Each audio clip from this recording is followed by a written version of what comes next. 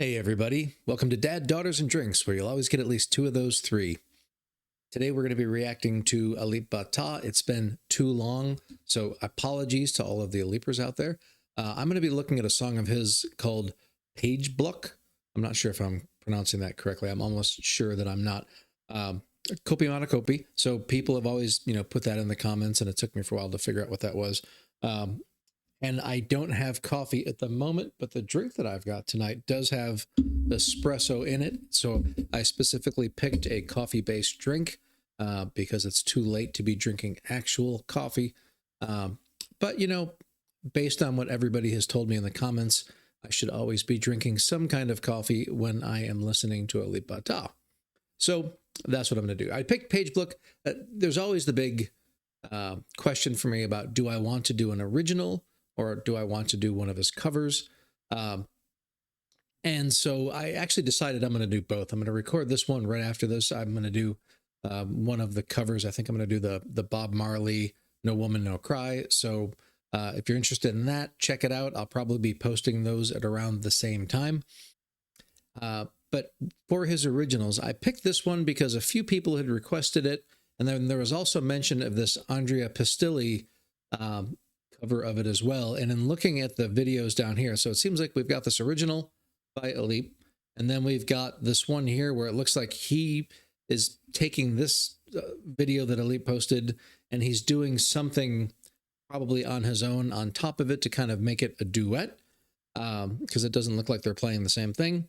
And then that was, the original was 3 years ago. This one's also 3 years ago. And then there's this live concert from a year ago. And I noticed, I don't know what the text says here, but it does mention Alipers in here.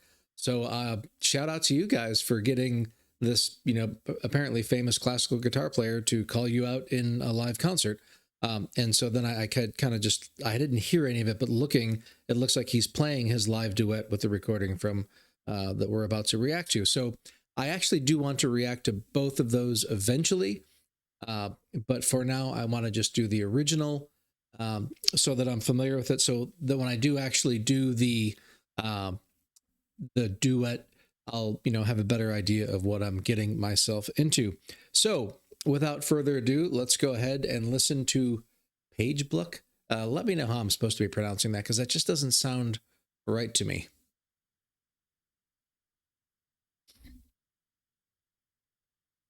Gotta jump back.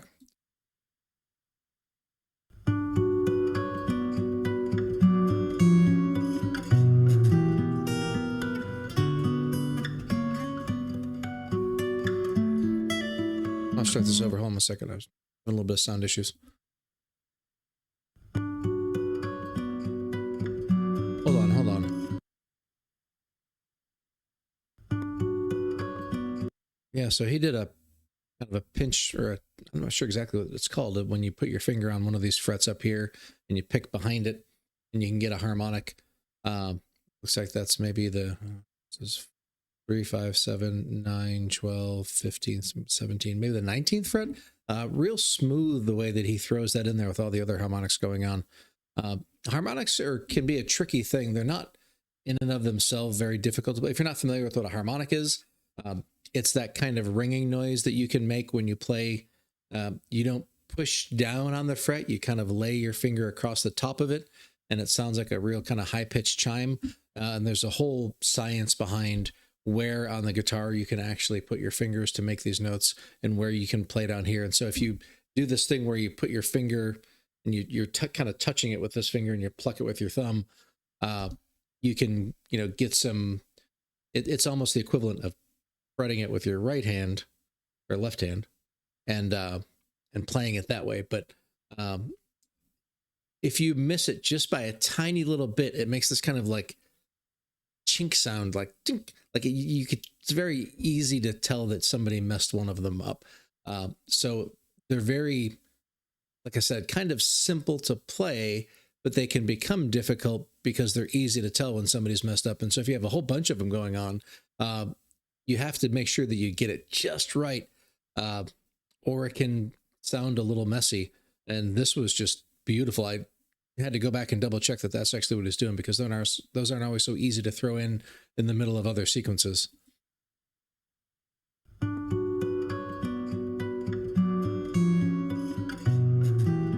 almost got a Godfather feel.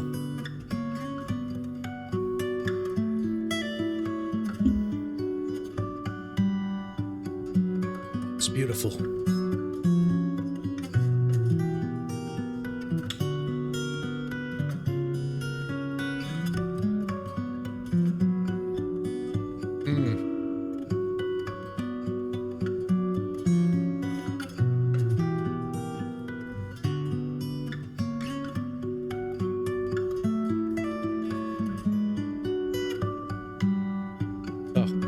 I gotta go back and hear that again.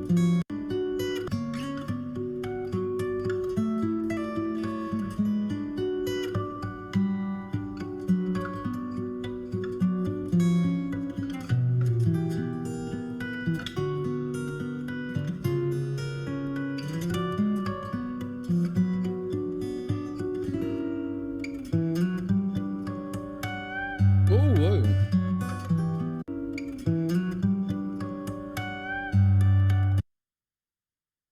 Wow, I wasn't expecting to hear something like that. That's like an Eddie Van Halen move or something.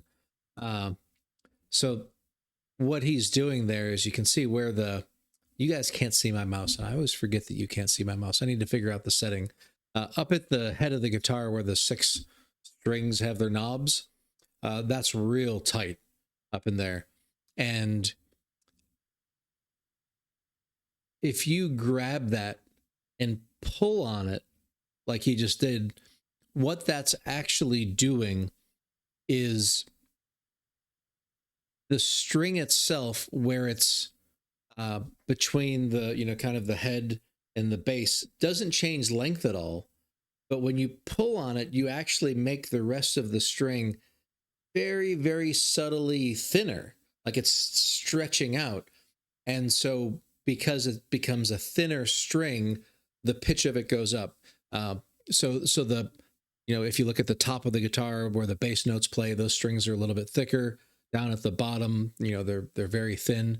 And so this is one of those reasons. It's a little counterintuitive. It took me a while to understand this when I was younger, is when a guitar player pushes up on the string, in my mind, the note should go down in pitch, because you're actually making the length of the string from between where it's, at the bridge up to where his finger is, it's making it a little bit longer.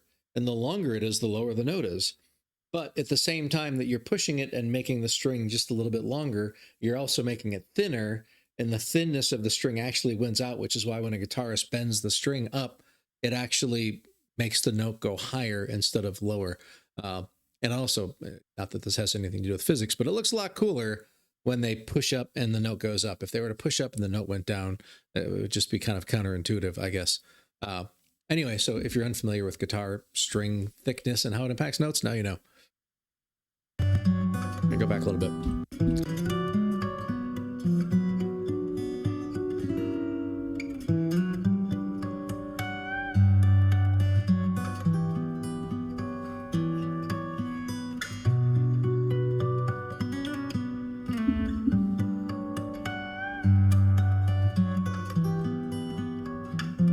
And it's just another one of those things that's so smooth that he does, is it's not just a matter of, pushing or pulling up at the head of the guitar to make the note go a little bit higher, but it's easy to, like, there's not a lot of motion to get a lot of pitch change.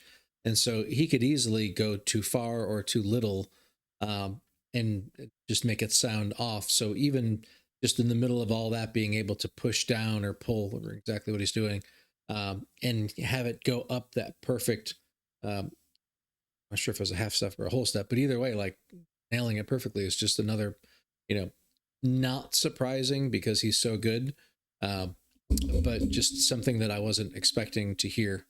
Wow.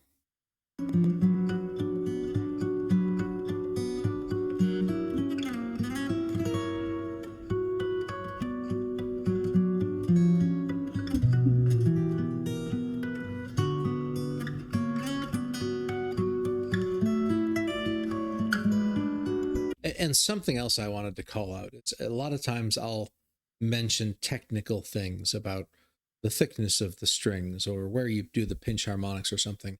But at the end of the day, none of that really matters if it doesn't sound good. And what he's playing is just beautiful, just gorgeous. I mean, I call those things out because they may be not as evident to some people, uh, but in reality, they're very minor points compared to just how beautiful he's playing is.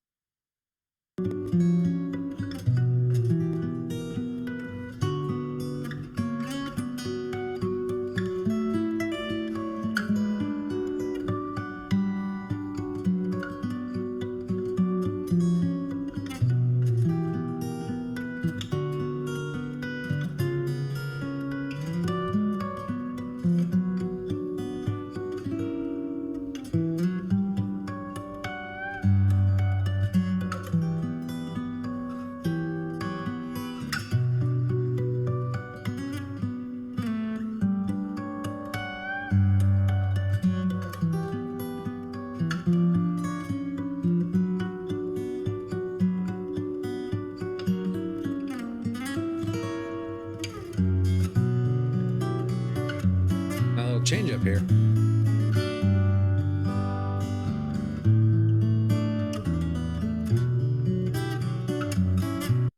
Something about this part that he just shifted to lower down, to like kind of a big change structurally and melodically to the song. It still fits, but for some reason in my head, I can almost more hear somebody singing something to this part of the song as opposed to the first part of the song, uh, which I think it would, if somebody were singing over all those high harmonics and things, it would sound to me quite right based on what I'm hearing in my head. But this part, I could totally see somebody singing something beautiful.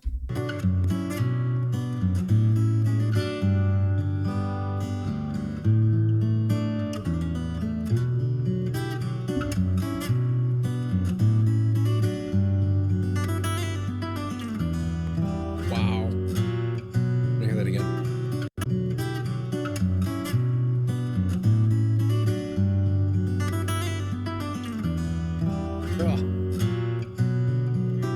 There's something about throwing in just those perfect little bluesy runs in a song that otherwise doesn't have them that sometimes make it so much more impactful than actually just listening to like a whole song of bluesy stuff like that.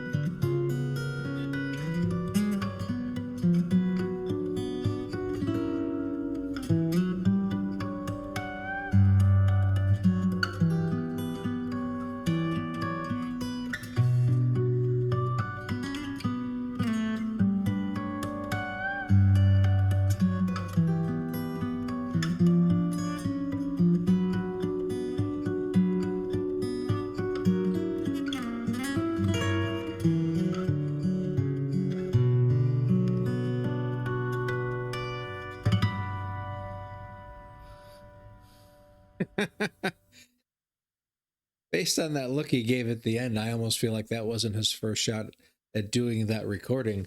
And I think he was probably really thankful that he got through it. As beautiful as it was, I mean, that was just absolutely gorgeous. And it makes a lot of sense to me now, understanding why this other guy went and did some sort of a duet with that recording. Uh, and there was one other thing that I did notice, I think. Yeah. I was looking through the description. There wasn't much in here up at the top, but he does have a tuning in here. And there was something I found interesting about it. Normally, when you are writing out the tuning of a guitar, this first one here, this D that he's got, would be referring to the bass note.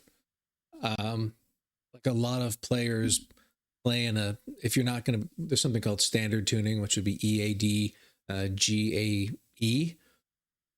And players will do, there's a modification that's pretty common. There's a thing called drop D, which is where this first one would go from an E to a D. There's a real famous one called Dadgad, which is DAD, GAD. But this one here, I'm almost certain he's written in a backwards orientation. Going DB, F sharp, DGD just doesn't make any sense to me in that order. Like D here is easy. You drop the E to a D, drop the A to a G. The D you don't change. The G you drop a half step to an F sharp. The B you don't change, and the E you drop to the D. Like going backwards, it makes perfect sense. If this were actually the order that you would normally show it, and these are actually correct, the tuning on this would be totally crazy. I mean, I guess it's possible, but like tuning the D string up to an F sharp would just be like crazy. I don't understand why somebody would do that. I guess it's possible. And then the D, the G to a D, like, is that like super low? Like, this just doesn't make sense. It has to be the other way. And again, another one of those things, if you're not familiar with guitar tunings, a lot of times, you know, instrumental guitar players will change the tuning so they can get certain sounds that they want. And if you even noticed at the end here, right? Let me go back just a little bit. You'll see that he plays right there. He went up this 12th fret. That's where the two dots are, straight in a row. And it played a very nice sounding chord, which would normally not sound so nice if you were using the actual standard opening tunings, but he tuned it in a way that he was getting, you know, the open string notes that he wanted, which is a real, oftentimes very important thing when you're going to be doing a lot of harmonics in your song. Anyway, I think I've rambled on long enough. I'm going to have a link to the original in this. Make sure you go check it out. Make sure you like and subscribe, leave comments if you haven't. Show Alip some love. I mean, I'm sure everybody who's watching this video has probably shown him more love than, you know, he can probably handle. But I always feel the need to say that because I am all about supporting the artists themselves. They're the important thing here, not me and my, you know, yammering. And with that, I hope everybody has a great day. I will see you all again on the next one. I apologize it's taken so long for me to get a video out. I've been doing very little reactions over like the last month and a half maybe, just because of life stuff. Not that I have, you know, not wanted to react. I just haven't had the time.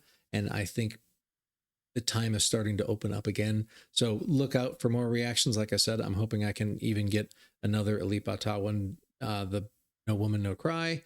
One of my all-time favorite songs, Bob Marley. So I'm about to try and get that reaction in, and I'll get them both posted tonight, I hope. Anyway, see y'all again on the next one.